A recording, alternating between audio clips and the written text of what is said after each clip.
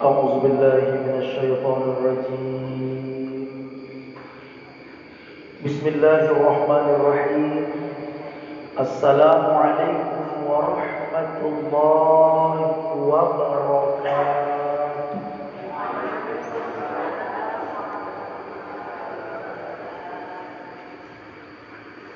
Alhamdulillah. Alhamdulillahillazi hadana lil imani wal islam. Wassalatu wassalamu ala sayyidina Muhammadin khairil anam wa ala alihi wa sahbihi sadatil kiram. Wa ala tabi'ahum bi ihsani ila yaumil zihab.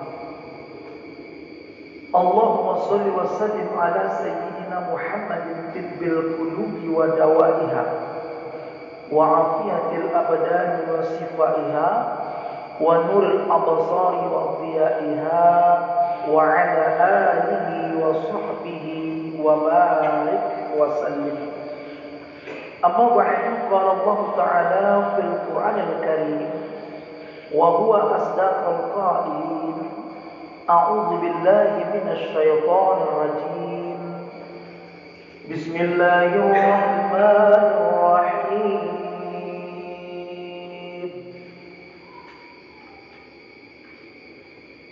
Ya ayyuhalladzina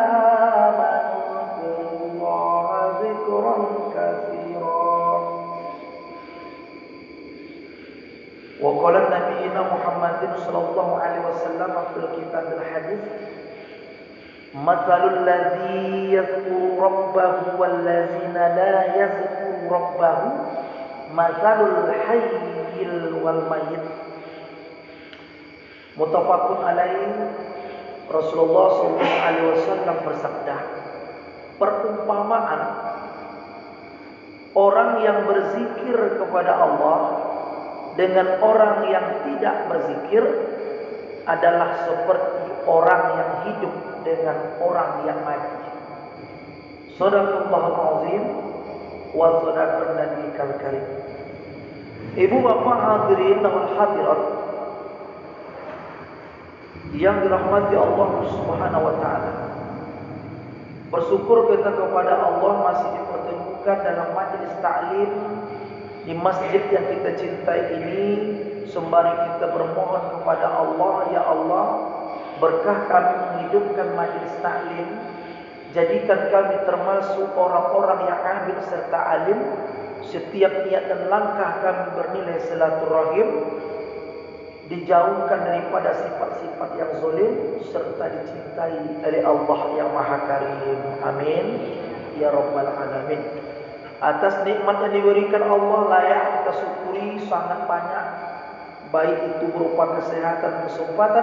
Tentu yang paling utama adalah ketika Allah masih berikan nikmat yang bernama iman dan Islam. Semoga itu dapat kita peroleh sampai akhir hayat, manakala jantung kita ini tak lagi berdegup, nadi kita tak lagi berdenyut, setiap helahan nafas tak dapat lagi turun dan naik, bahkan kedipan mata tak bisa lagi terbuka dan tertutup. Kita berharap saat detik-detik kembali kepada Allah tetap dalam kondisi beriman dan Islam. Amin ya rabbal alamin. Salawat serta salam mari bersama kita hadiahkan kepada Rasulullah sallallahu alaihi wasallam. Orang-orang yang beriman itu sangat senang lisannya selain berzikir kepada Allah, senang untuk berselawat kepada Rasulullah SAW di saat sunyi, di saat ramai, dalam keadaan gembira, dalam keadaan sedih. Bila selawat itu kita bacakan, sudah barang pasti diterima oleh Allah Subhanahu Wa Taala. Itulah hebatnya selawat tadi. Bahkan bangga kita di tengah ramai bernilai pahala. Bahkan saat sendiri diajak orang ramai, maka nilai selawat itu tetap bernilai pahala dan langsung sampai dan dijawab oleh Rasulullah SAW. Bapak Ibu para jamaah, rumput yang mendengar sekalipun Bahkan semut-semut kecil sekalipun, apapun yang mendengar kita berselawat itu akan jadi saksi kelak di akhirat nanti bagi orang-orang yang sedang berselawat. InsyaAllah bacakan sama-sama, mudah-mudahan sampai-sampai rumput bahkan pagi-pagi kalau masih tumbuh lagi, mereka ini akan jadi saksi bahwa ibu bapak dan saya berselawat. Baca selawat-selawat biasa saja itu pun yang penting kita niatkan semoga ini jadi penolong kita kelak di yaumil mahsyar nanti dapat insyaallah. Amin ya rabbal alamin. Bisa ibu? Cobalah.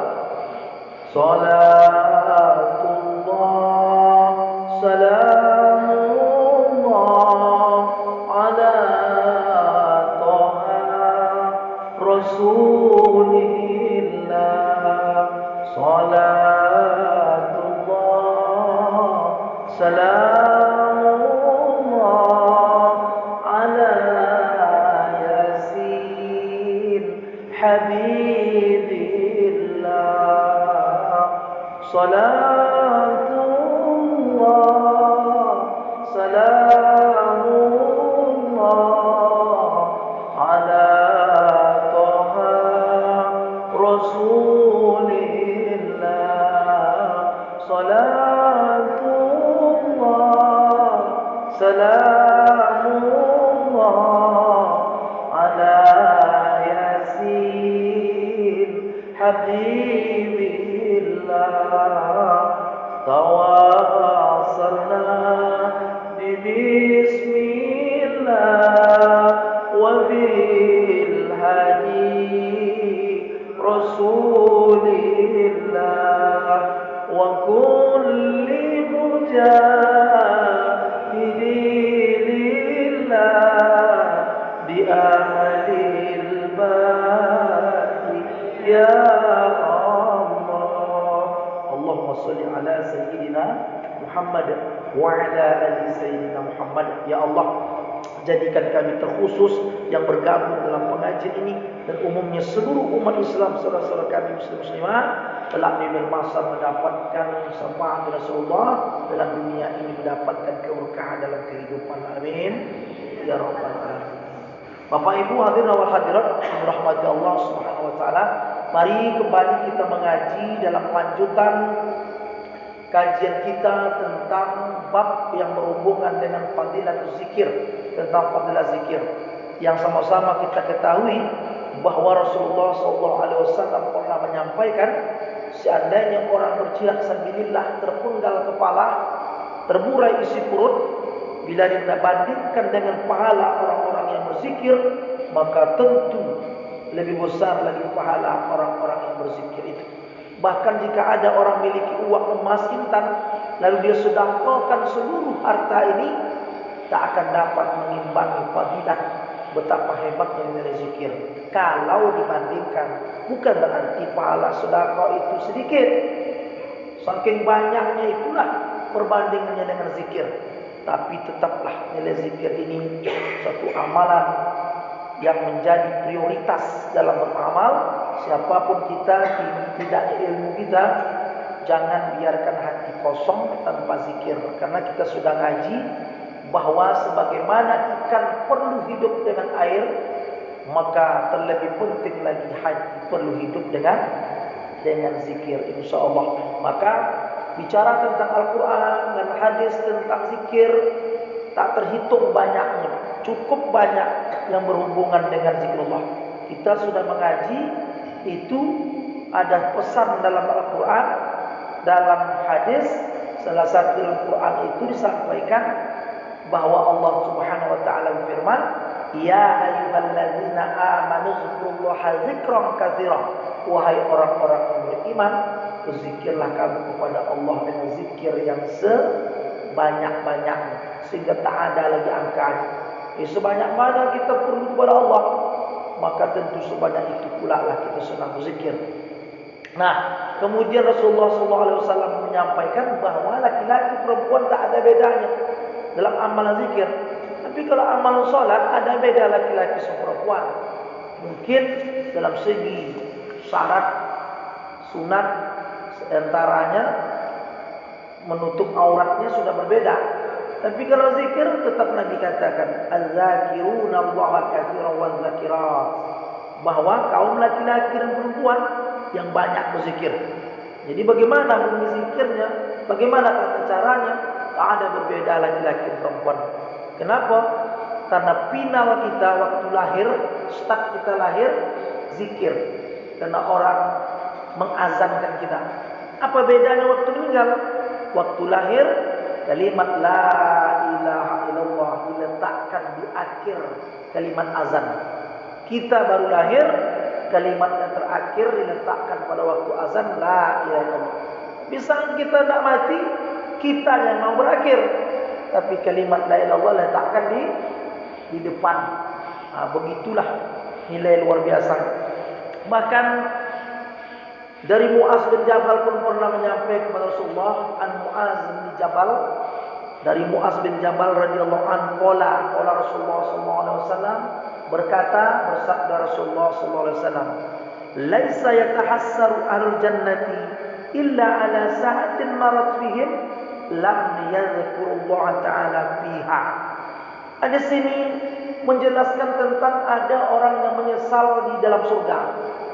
Kalau menyesal neraka itu biasa, karena salah dan dosa yang pernah dia lakukan sepanjang hidup dalam dunia.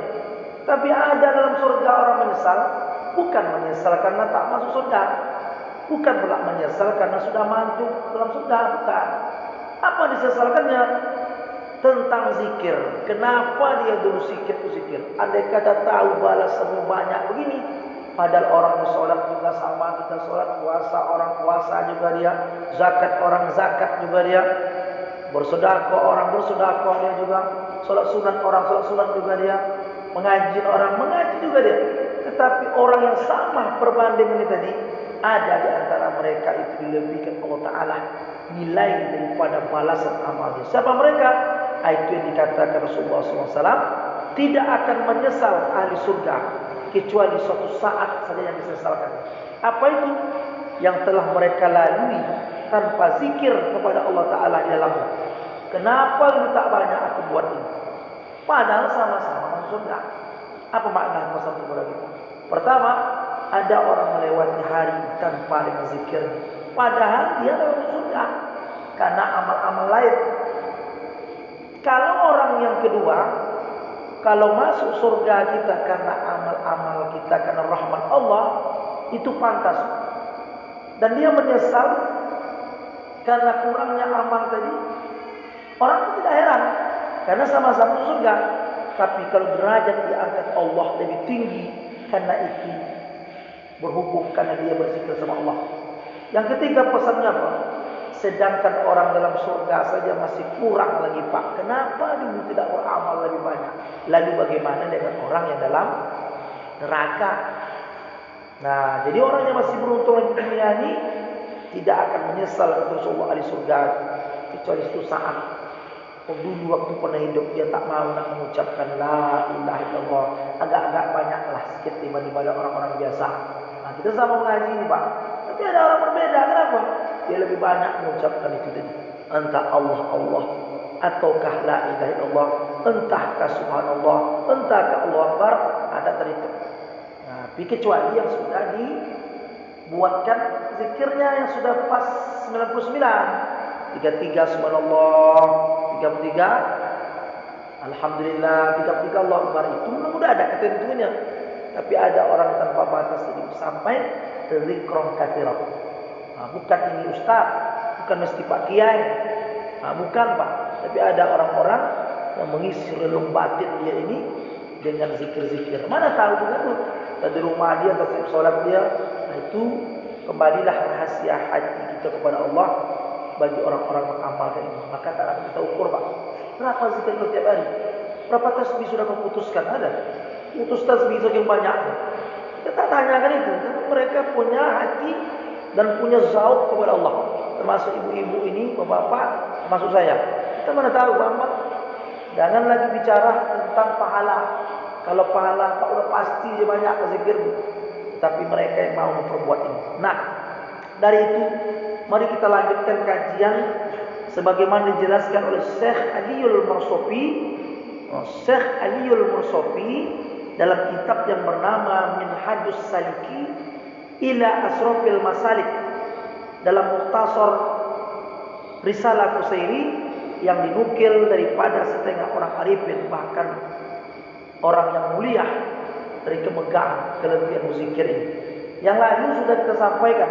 Saya sekedar mengingatkan, tinggal menyampaikan Pak tanpa menjelaskan lagi bahwa berapa zikir itu di antara fadilatnya 1 sampai 10 sudah tak terangkan ini lagi. 10. Ada yang mencatat? Oh, enggak. Berapa? 6 baru 1 sudah saya 10 itu karena waktu terlalu malam mungkin mestinya di subuh 10. 6. Berarti kita akan melanjutkan menuju yang ke-7. Kalau yang 6 itu mengingatkan bagi kita yang tak datang hari itu, ini bukan dihafal, asal tahu ya Pak dah. Tetapi amalannya mesti dibuat. Di antaranya yang pertama itu adalah bahwa kita menjunjung perintah Rasulullah SAW tentang perintah untuk berzikir itu. Yang kedua, tentang menyebut Allah Ta'ala ini lewat zikir, niscaya Allah pula akan menyebut kita. Yang ketiga, bahwa Allah ridha kepada orang berzikir. Yang keempat, nyata kebesaran Allah Ta'ala, zat ketinggi dalam hatimu. Allah jadikan hati kita ni Pak, tak ada kita agungkan kecuali Allah. Kenapa? Karena selalu disebutnya. Kedudukan kecil, jabatan kecil, harta itu kecil, usaha kita kecil. Kenapa? Karena nyata dijadikan Allah Ta'ala, hati dia itu tak ada diagungkan kecuali Allah. Wala zikrullah akbar. Kemudian yang kelimanya, mazhul segala anggota dalam taat akan Allah Ta'ala. Apa ini mazhul? Selaras, seimbang, sesuai. Kenapa? Tangan, mata, kaki, tubuh, otak jadi baik. Karena terminalnya sudah diperbaiki. Terminalnya markasnya adalah hati. Maka ikutlah patuh yang lain. Maka kalau hati ini tak baik, tak mau taat yang lain. Itulah kenapa anak tak mau sholat, kenapa anak tak mau ngaji. Karena hati. Bapak kenapa mau ngaji, ibu kenapa mau datang? Karena hati itu mau. Makanya muaranya di situ. Senang hati, patah hati, sakit hati, susah hati, rindu hati, hampir mati. Itulah hati itu. Makan hati. Ada orang begitu, ibu. Aku kalau udah bicara sama abang ni, kata istrinya, sakit aja hati. Tiap hari aja makan hati. Kata suaminya, lumayan kok makan hati, orang kok makan tulang. Itu kiasnya Pak hati. Itulah makanya hati diperbaiki. Tetapi orang banyak membiarkan hatinya sampai mati. Mana bukti? Ketidakmauan dia taat kepada Allah itu lambat laun. Usia senja sekalipun tak akan mau. Kenapa? Itu hati orang. Tak ada yang tahu. Sehingga disembunyikan sebaik-baiknya, tak ada yang tahu. Tapi Allah tahu bagaimana hati dia. Itulah kenapa diisi dia dengan zikrullah. Kalau tidak, kita biarkan lama-lama mati dia tu.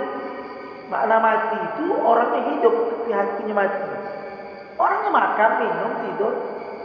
Tetapi mati hati, akhirnya hati hanyalah seonggok daging seperti yang dimiliki oleh binatang. Hati yang datang tak berbeda. Makan, minum, hidup, tidur, tapi tak ada apa merasa tentang tahu Allah Subhanahu